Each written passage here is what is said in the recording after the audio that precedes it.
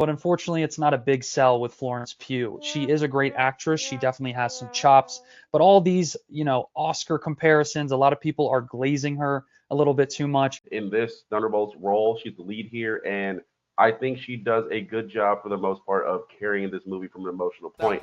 Not everything hits, like you'll say. Some things are a little bit of a letdown, but I think overall you get the tone of the life of an assassin. Okay, we're talking Thunderbolts. Spoiler alert, everybody. Depressed, sexy, a lot of sexiness, a lot of depression. Got Tristan in here. Tristan, Florence Pugh, you want to talk about her? Let's go. Yeah, I did see Thunderbolts twice. I definitely say go see it out at the theaters. If you see it twice, that's twice the depression, twice the sexiness.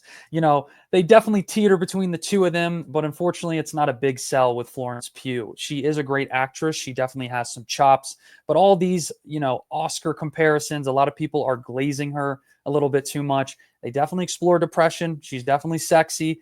She definitely looks depressed in this movie. So, the sexy level might be a little bit further down there. But it's definitely not what everyone's talking about. I still think she's great in this, but not enough depression. I'd like to see them go further into that element of the mental illness, of the habits, the tough lifestyles. Ghost even says, and I quote, "It's a shit life."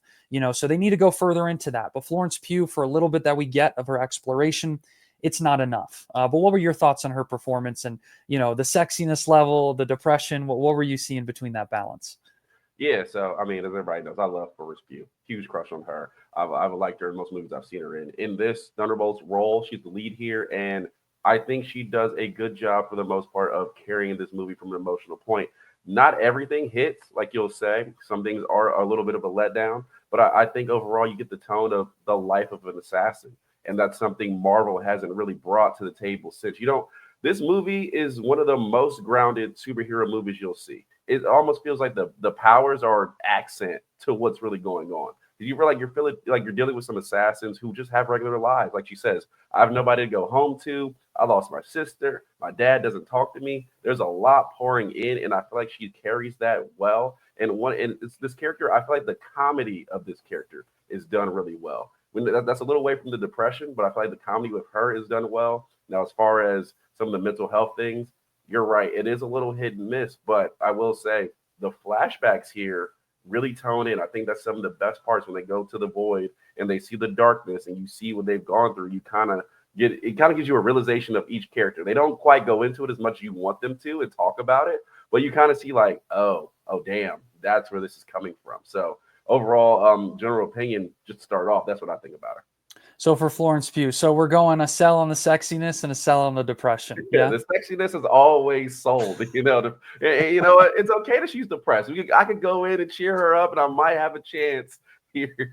I might have a chance here. I will say definitely it's punched up with a little bit of comedy, and that is where I think this movie is lacking more. But for a superhero movie to tackle mental health in the way it does with these characters, you're right. Florence Pugh, this is probably not an A performance from her. This is definitely probably in the B range. I'd probably give her a B. Yeah, it's a Yeah, B. It's a B, it's a B. yeah, I would say that, but I would definitely say what they were going for here is something Marvel hasn't done, which is good for the fans. I would also say, being able to deal with these characters and relate to them is also something Marvel hasn't done. I mean, you go down the list of movies, Ant Man, you're not relating to nobody. They're having a great time in the quantum realm. Like, what are we doing here? Thor, Love and Thunder, not relatable. Jane has cancer, no one cares. Like, let's have a comedy show. Here, you really feel like with these characters, you dive into a level of real life problems. And I said this when we talked Superman. Can you relate to this character and deal with? No, we're not assassins. No, we don't have superpowers. We don't go out and kill people. But you can deal with bad things in your life and that kind of gathering you. And she says it, diving into work. Both of us work. Everybody probably listens to this podcast works in some capacity. You get it. You're trying to get your mind away from these things, but it just is not working without being able to open up and talk about it with people around you.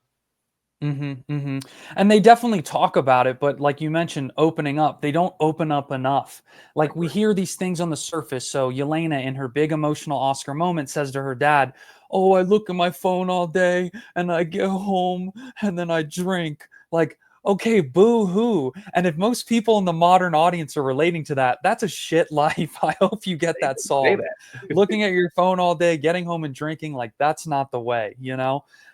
So with that, it's something where it's so surface level. If she really is an alcoholic, if she really is dealing with loneliness, let's see these scenes. The only trauma flashbacks we see don't correlate to her modern perspective of how she is in her older age. They're only younger flashbacks in her assassin training. So I wanted to see more of it grounded from this level.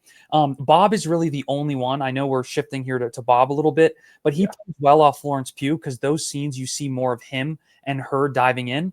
But the one good scene they have where she talks to Bob about, sometimes we feel like shit, Bob, we get it. And he's like, what do you do with that? And then she turns it into a joke and says, oh, you just shove it down. You just put it down. And it's like, that would have been a good moment instead of making it a joke to shove it down. Let's go a layer further.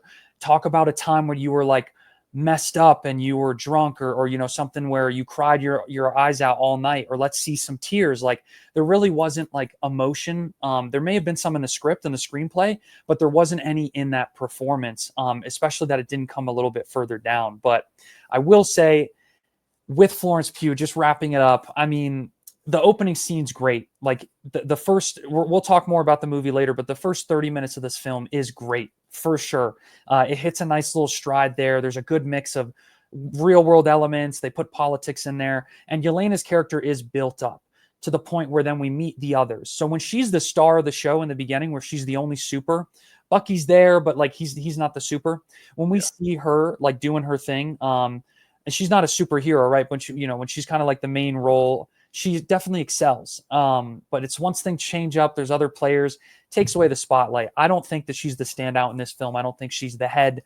Definitely the sex appeal is there for sure. She's hitting the Ben and Jerry's a little too much for this role, But like you said, you could still slide in there and make some moves. So it really just depends on your taste for her as an actress. But they should have just done more. I wanted to see more tears. I wanted to see her really diving into this role a little bit more. And some of it just feels so shallow that if you resonate with that, that's great. But let's go further. And if the execs in Disney are saying, well, hey, like, we did what we could, we can't go further, that'd be like an R rating or this and that, then okay, I'll take that pass. But there were so many opportunities from her perspective where it was building up that we could have heard more about the backstories, more about her trauma, and not only in the backstories, but in real time. So I digress on that. But, I'm selling a little bit more on the depression than sexy, but I would have expected more for her. And when I say for her, I wanted there to be more direction for her to do more because she's capable of doing it. They just didn't go that route. Okay, I'll end it on this. I do think you get some of the level up of this character later in the movie. The scene you talked about is very early on, and I feel like later on with Sentry, where they have to figure things out and kind of get out of the situation they've built themselves in, she kind of admits that, like, what I did was wrong, and I wasn't built up as a character enough to kind of handle the situation I was in, and I gave you bad advice because I didn't know what I was doing. And now it comes full circle. It comes a little full circle later, but yeah, overall, not the star everybody maybe talk about, but I think it's a solid performance. There's a lot of glaze on the donuts out there. They got to stop with the glaze. She's Yeah. great. She's great. Definitely B plus for sure. But they needed to give her more to dive into. But speaking of diving into, let's talk about the comedy because this is something where they dove way too far in.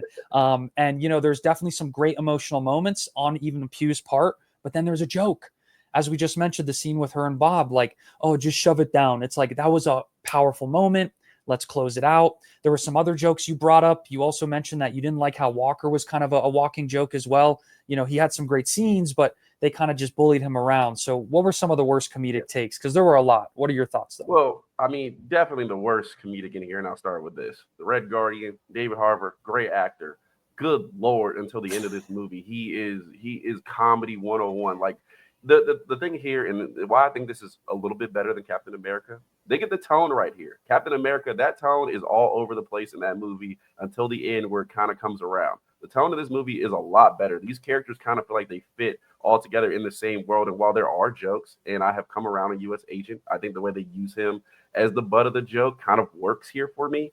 Red Guardian does not. His tone does not match his movie. He belongs in Thor: Love and Thunder. He belongs in Ant-Man Quantumania.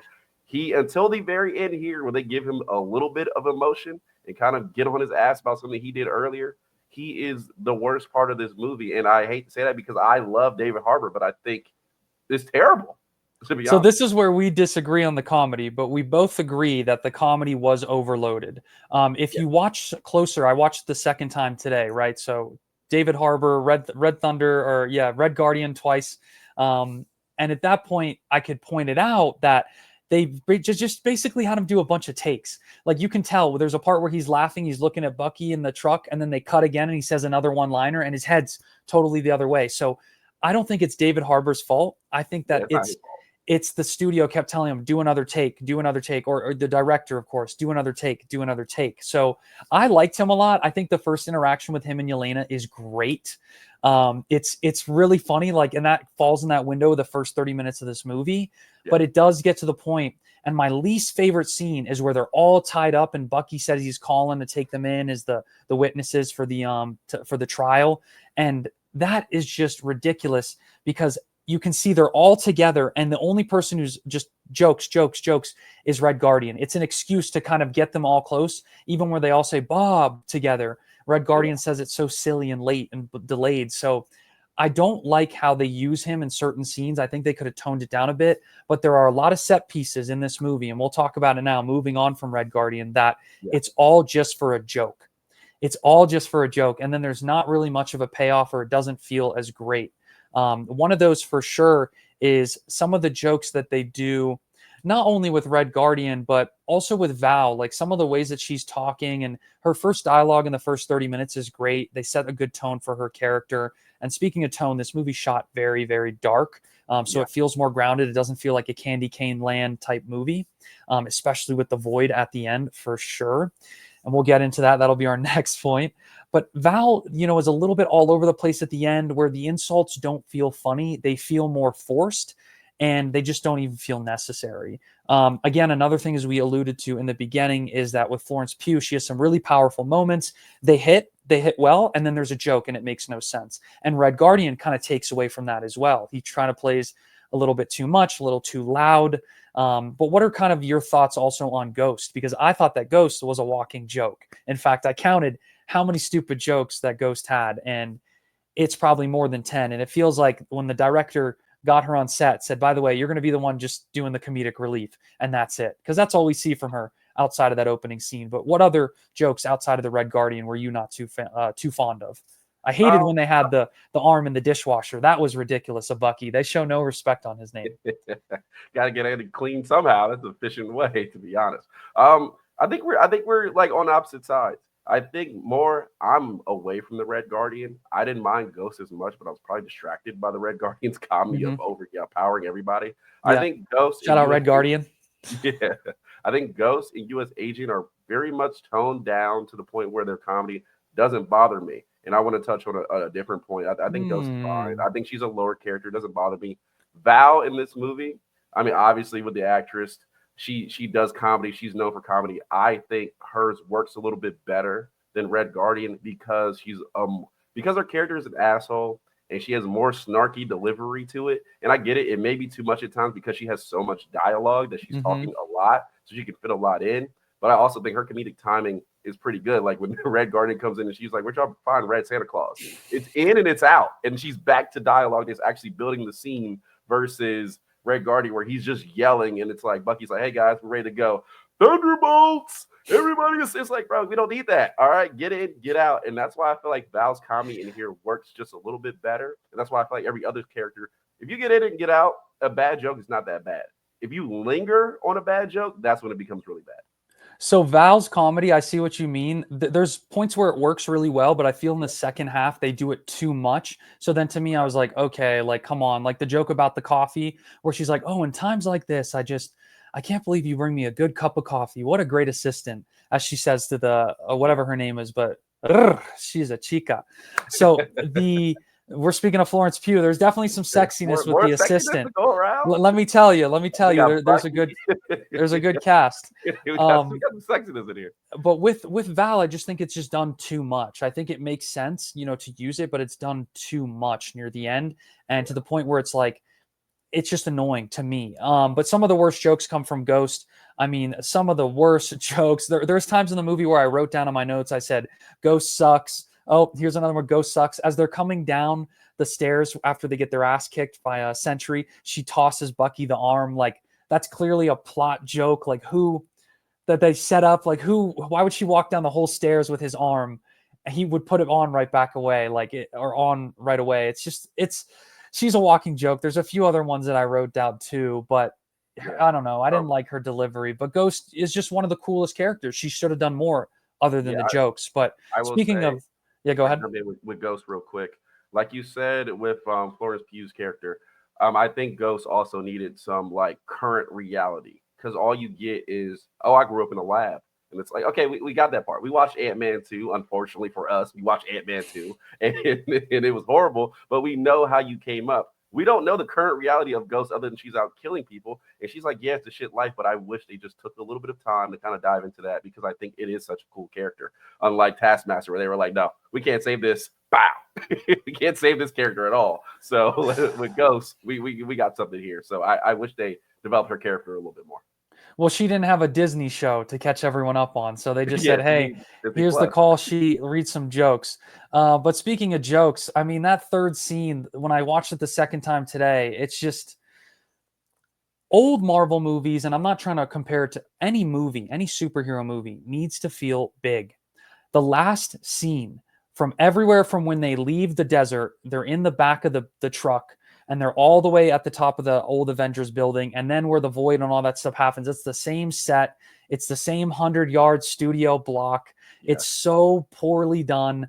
There's no stakes. You see a few overhead shots where stuff is falling from the sky, but it feels so condensed and so small. And there's just no payoff to it. Like, I know, again, this is an older Avengers movie, the first one, but when they fight in New York, you see different areas of New York. Even in Man of yeah, Steel, you see when Ben Affleck is driving down different roads as soon as the movie starts with New York. It feels more than just a block, but the yeah, entire final finale of this movie takes place on a block of New York City. And sure, they show you a map of the void taking everything over, but why don't we see over here or over there? We just see this Hollywood lot.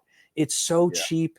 It's so corny. And then when you see the ending where they're revealed as the Avengers, you're really like, oh, this is just, it's like, yay, big. It's so small. And sure, they go into the void and they go into the different rooms. That looks great. But the scale of what's happening outside in the real world, in a movie that we've said, we like it because it's grounded. It feels grounded. Why don't you make it feel bigger and just more realistic of the scale at the end? And that was something you pointed out. And, what are your thoughts on that? Yeah, no, I agree with you 100%. It is like they fight on a block. And if you're on the next street over, you're probably fine. I mean, if you don't touch the shadow, you probably be all right. It is cheap. I don't like that because it's like a building in a block versus you get the sense of the city. I had some complaints on that as well. And also with that ending scene, like you said, there's no stakes. There's no stakes. They do something so cheap where Red Guardian goes out, and we've all seen it. He saves this little girl, Cinder's like, boom, she's gone. And you're like, oh wow, okay. So we have some serious stakes here. We got children dying. Anybody can get it. Oh no, Disney Plus, Disney animation ending. No, bring her back. Everyone's fine, And I like one. I'm not promoting for killing children. I'm not promoting that, but I'm just saying, add some stakes. Everyone that dies in this movie is a guy behind a mask who we don't even know their name. We don't know their name, race, age. It might as well be robots. They pulled the Suicide Squad. They might as well kill They could have zombies. been CGI characters. We would have probably felt the same way. Like, Stick figures. we also don't see the trauma of other people. We only really see it of Florence Pugh and Bob. And if you're going to go all in on the void, we want to see it like an interconnected web. We want to see things happening in all these different rooms. And that's kind of why, like, even at the end with Yelena, they play the same single thing we've seen of her, like where she's like, come here. And then the guy shoots her or whatever behind the tree. We've seen that over and over. Let's see a different room. Let's see her in a room where she's actually like drinking. They show it for a few seconds and she's like, whatever. Let's see one where she's looking at her phone, coming home from work, or crying. You never really see anything in the last finale that makes you feel like you've Well, traveled somewhere. Like, it just feels like, again, they were on a Hollywood set. They yeah. jumped into some CGI void. They came back and yay, everyone's saved. Like, there's no big feeling. And that's what sucks about how seeing Sentry turn into this godlike creature. then he dies, and then right back out right when you think he's done, he's some badass dude. I mean, like, he's so powerful, right? He just whoof, Yeah. and they're gone. But there's no payoff to that. I'm okay with the Disney ending, and that's fine because it's a Disney movie, and I get they wanted to play it safe here.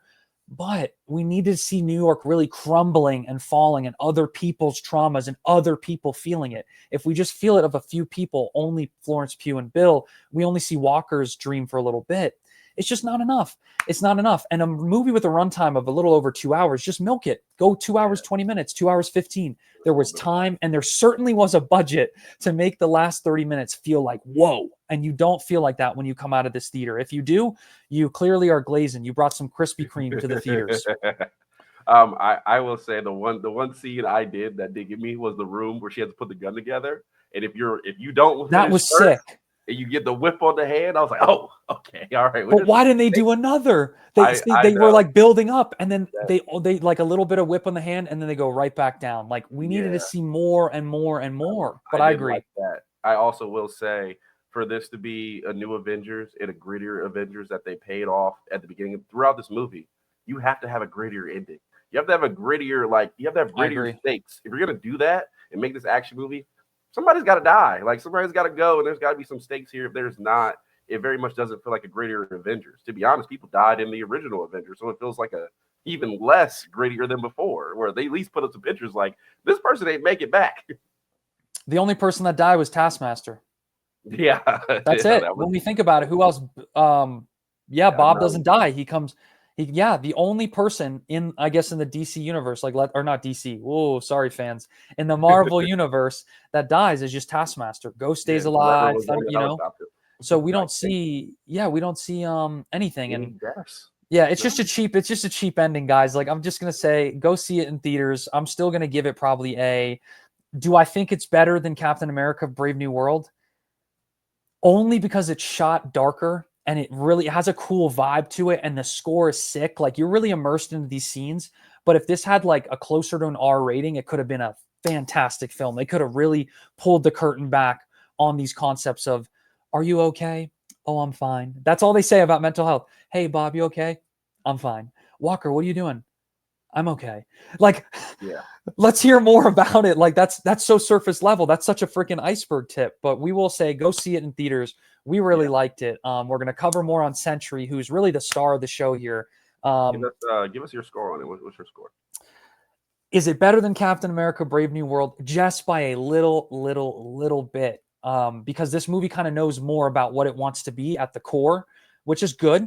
And it just doesn't knock it out a home run. It's probably just running two bases. Is it better than the Marvels? Just maybe by a teeny bit. And with that said, I'll probably go like a 3.8 out of 5. 3.8 out of 5. So a 7.6 out of 10. Okay. For me, I think it's better than Captain America because of the tone and how it's consistent. I think they get that part right. Something I'd love to see going forward. For me, I'd say my ticket cost $18 because it was Adobe. I mean, I didn't pay for it. I'm jealous. But it was high definition. I would say matinee price is probably where you want to see this movie at. You can get it at a matinee price, you're probably good to go. Full price, I say you wouldn't be disappointed. I think you'll have a good time. But I would say a matinee, you're really feeling good walking out of here like, oh, Marvel's getting some stuff right and they're moving forward. So that's where if you watch this. It is price of admission, not to cut you off there, but if you watch this at home, like to our viewers out there, Team MILF, make sure you subscribe at MLF HQ. If you watch this at home and it's just a streaming vibe for you, you'll be impressed. Yeah. You'll be impressed for sure. You're for sure, because it has its great moments to it. And even in a theater today where there was only 2 other people, usually a Marvel crowd, everyone's laughing. Like, I was still cracking up by myself out loud. Yeah. So it's a 3.8 out of 5, 7.6 out of 10. No, there's a lot to like, but the best part will come in at our next video. So make sure you check that out. Oh my God, Tristan here. Like he said, minor league films, pretty much at everything. Corona Comics is the only different one. It'll be in the bio. That's on TikTok. Everything else, like, subscribe, comment. Let us know what you thought about it. Let us know and watch our next video because we got a better discussion coming for you. Even better than this one. Even better. Let's go. Team Sentry. All that good stuff. We will catch you next time.